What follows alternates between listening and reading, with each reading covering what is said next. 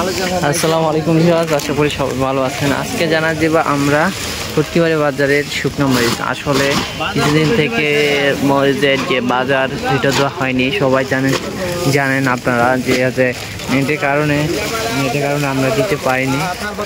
ইনশাল্লাহ আজকে দেখি আমরা দিতে হাট আসলাম, দেখতেছি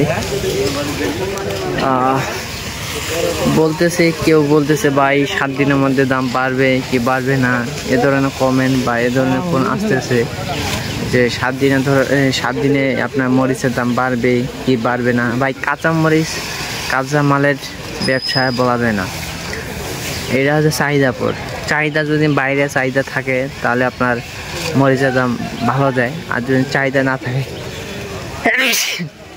থাকে তাহলে মরিচের দাম ভালো যায় না। ঠিক আছে, আপনাকে এইটাই বলে দিলাম যে কেউ ইউটিউবার বলতেছে 1 মাস পর 250 টাকা হবে মরিচের কেজি। এটা ভাই অবাস্তব এই কারণে, যদি ভাই মানে কপালে থাকে, যদি রিজিকে থাকে তাহলে হইতে পারে, তার আগে না। সেজন্য কাঁচামাল বলা যাবে না, আজকে একদম কালকে একদম এটা বলা যাবে না।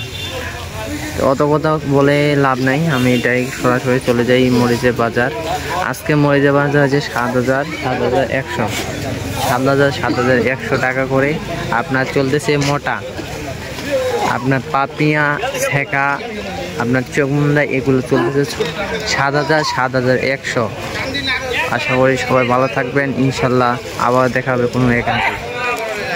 আসসালামু আলাইকুম।